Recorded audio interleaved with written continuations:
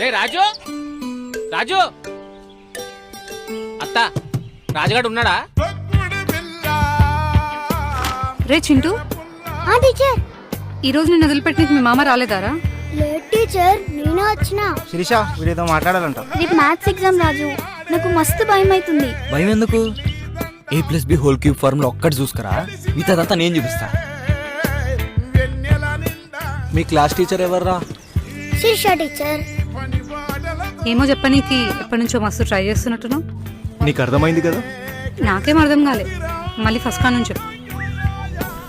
ఈసారి నేను జాబ్ కొడుతున్నా మామ. వినవాళ్లే, కొంచెం గట్టిగా చెప్పు.